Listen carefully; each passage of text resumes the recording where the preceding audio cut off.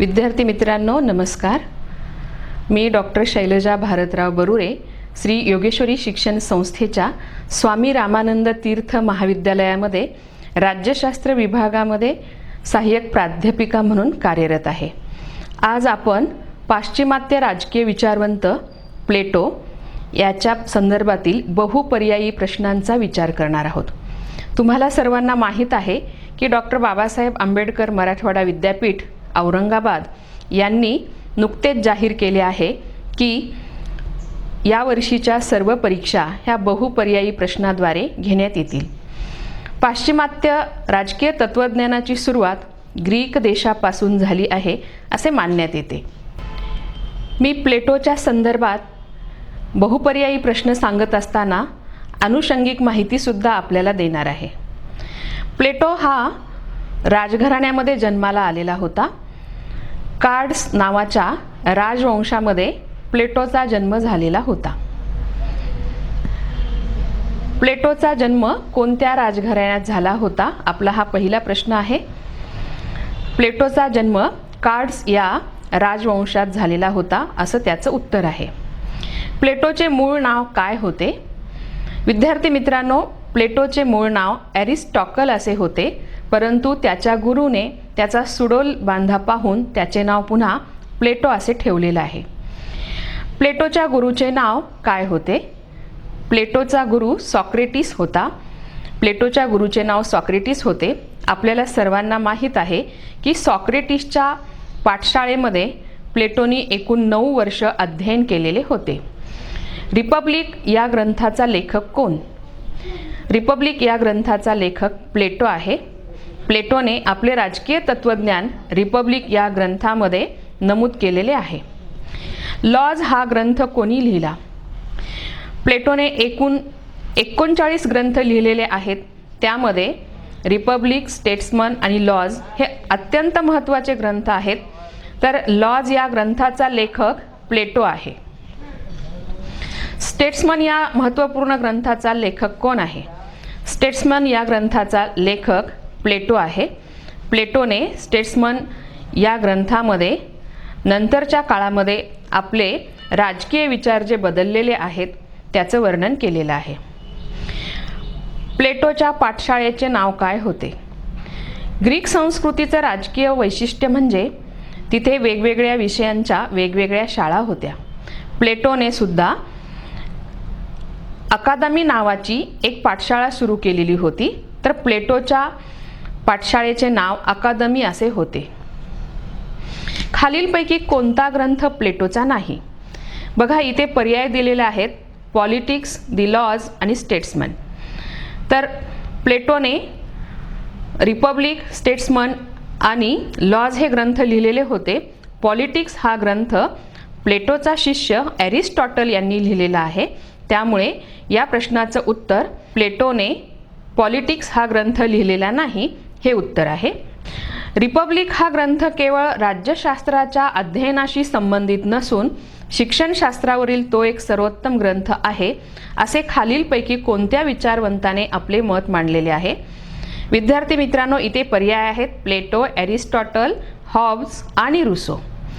या प्रश्नाचं बरोबर उत्तर आहे रुसो, कारण रुसोने प्लेटोच्या रिपब्लिक या ग्रंथाबद्दल वरील मत व्यक्त केलेलं आहे. प्लेटोने आदर्श राज्याच्या निर्मितीसाठी जनतेचे एकूण किती वर्गामध्ये विभाजन केलेले आहे? पर्यायी उत्तर आहेत 1, 2, 3, 4. तुम्हाला सर्वांना माहीत आहे की प्लेटोने सर्व लोकांचे 3 वर्गामध्ये विभाजन केलेले होते. त्यामध्ये राज्यकर्ता वर्ग, दुसरा सैनिक व अधिकाऱ्यांचा वर्ग आणि तिसरा म्हणजे उत्पादक वर्ग होय. या 3 वर्गाची निर्मिती आदर्श राज्यासाठी प्लेटोने केलेली होती. प्लेटोच्या मते मानवी आत्म्याचे किंवा मानवाच्या मध्ये 3 प्रकारचे गुण वास्तव्य करत असतात किंवा मानवी आत्मा खालीलपैकी 3 गुणांनी बनलेला असतो. मी पर्याय वाचते आहे. बघा, यापैकी योग्य पर्याय कोणता? पहिला पर्याय आहे बुद्धी, साहस आणि वासना.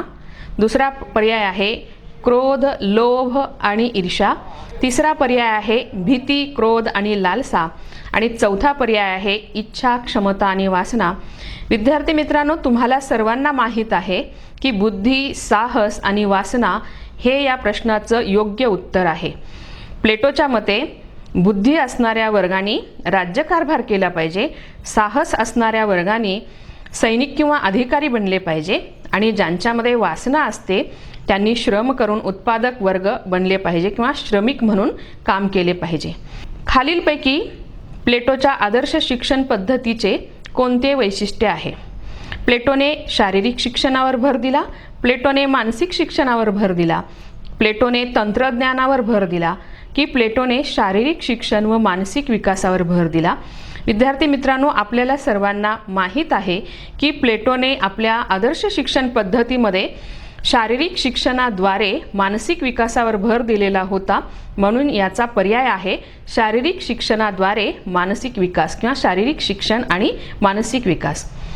संपत्तीचा साम्यवाद ही संकल्पना सर्वप्रथम कोणी मांडली? तुम्हाला सर्वांना माहीत आहे की प्लेटोला आदर्श राज्याची निर्मिती करायची होती.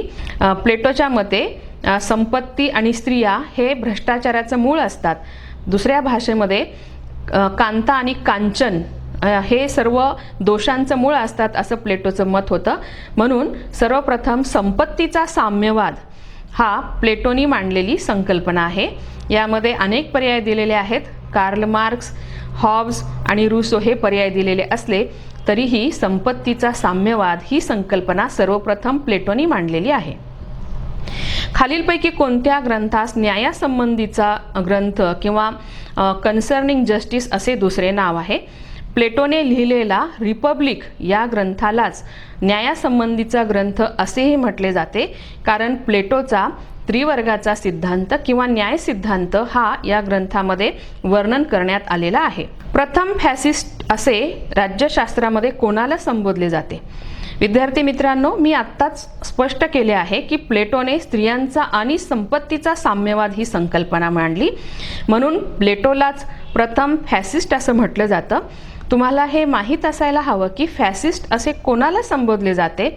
तर जी व्यक्ती मूलभूत अधिकारांपेक्षा कर्तव्यावर अधिक भर देते किंवा निरंकुश सार्वभौम सत्तेचं समर्थन करते किंवा राज्याच्या नियंत्रणाखाली सर्वांनी राहावे असे स्पष्टपणे वारंवार बजावत असते, अशा व्यक्तीला फॅसिस्ट किंवा कर्तव्यावरती अतिरेकी भर देणारा किंवा राज्याला व्यक्तीपेक्षा महत्त्व देणाऱ्या विचारवंत व व्यक्तीला फॅसिस्ट असे मानतात. तर प्लेटोला प्रथम फॅसिस्ट असं संबोधलं जातं.